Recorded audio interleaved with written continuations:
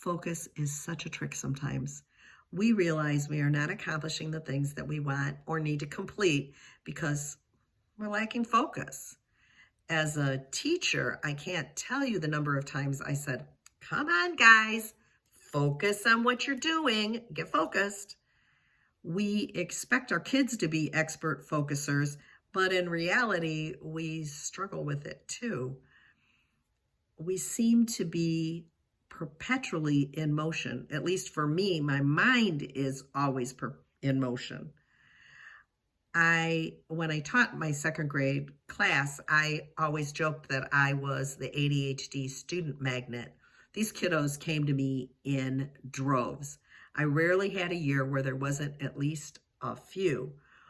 One year I had 8 of my 24 students with an ADHD diagnosis and 2 who were my super wigglers who hadn't been diagnosed yet. It was what I call the whack-a-mole year, but I had already learned a few tricks about gaining, maintaining, and encouraging focus. So we were able to get through it. One thing to remember that while we need to focus to complete something, we can't be focused 24/7.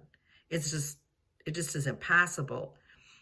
And that's something that we need to let our kids know because we're always on them about getting more focused. Think of any Marvel movie you've ever seen. Your hero is just hanging out, chilling, when suddenly they have to switch gears and rescue the world. So they go from relaxed to focused in a breath. And you can learn to do that too.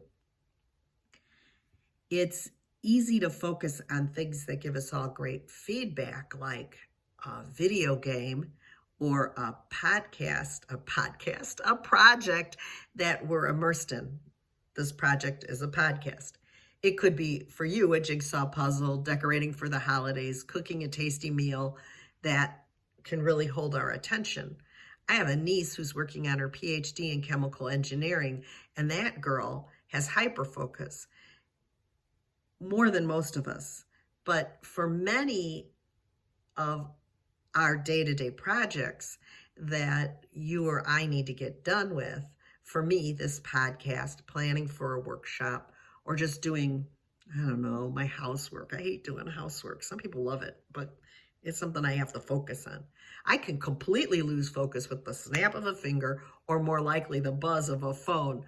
In fact, while I was putting this podcast together, I had to go outside to see what those white flowers were that were blooming next to the house in mid-October. They were mushrooms. And I had to send a birthday message to my 1-year-old grandbabies. Right then, I had to do it. Like, they would care. They're 1 year old. They don't even know what a birthday is. And I had to reply to a non-urgent message from my sister. I just had to do it. For me, there are 2 main ways to lose focus. The first is distractions, like that text message or the flowers outside. Since I live alone, I probably create most of the distractions than them happening organically. But when you live in a house full of people, or you're in a classroom full of students, the distractions can simply be mind-boggling. They are real.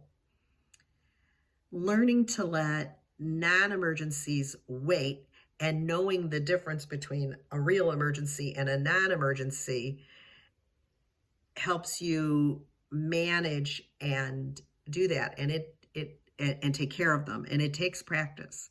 In my classroom, I had this bunch of cute hats, all different colors, hanging on the wall. And I taught my class that when I was wearing the hat, I could not be interrupted. I taught them carefully how to solve most of all their problems, like what to do when they finish their work, or where the extra boxes of tissues were when they used the last one. And then when I was working with a small group or having a private conversation with a student, I would wear a hat, one that matched my outfit. That's why they were all different colors. The only legitimate reason to interrupt me was blood or barf. It worked like a charm, but it was the practicing in advance that gave me the outcome I wanted. Still, disruptions happen, the emergencies occur.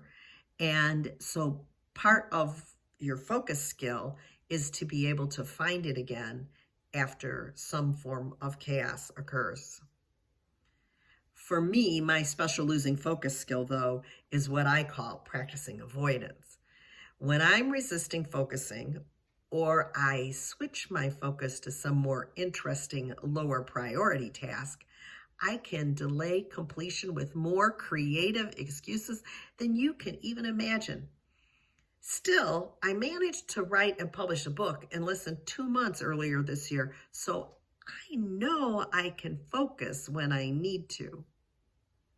Frankly, what's harder for me is the maintenance of projects, which is probably why I hate housework, right? It's maintenance. When I catch myself avoiding things and lacking in focus to complete something, I have to remind myself what the long-term goal is so that I stay up on the minutia. I have to give myself a talking to and remind myself that my passion is to get mindfulness to children. And that's why all these various projects, podcasts, Instagram posts, and courses exist. Like we all have to do sometimes. I had to make a transition to a better frame of mind to actually be more focused. Here's some ways that, here are some things that work for me that I hope will help you too. First, provide yourself something to touch next to you while you're working that helps you maintain concentration. It could be a piece of fabric, felt, a stress ball, paper to doodle on, whatever is that you can do to keep your hands busy. Then use your Batman answering the bat phone mentality. Shut your eyes, focus on the outcome of the task, take a deep breath, and exhale with concentrated slowness. Make that breath really last. Then settle yourself in your environment. Accept and acknowledge what's around you without judging it, without feeling like you need to change it. Use your senses. Don't worry about the sense of taste unless you're eating a cookie instead of working. First vision. What do you see when you look straight ahead of you? To your right, to your left. Let your mind notice without feeling the need to change anything. Next, shut your eyes and notice what you hear. Do you hear someone vacuuming? Do you hear people talking? A TV? Then notice how your body connects to the surface around you. Your feet on the floor, how you're sitting on your chair, what is in your hands. And finally, notice any smells around you. Open your eyes, breathe in slowly, and exhale. Wiggle your shoulders, wiggle your fingers, and get to work. And when you've been at it for a while and you just need to move for a moment, try stretching to reach your goal. Reach your arms up as high as you can and grab it.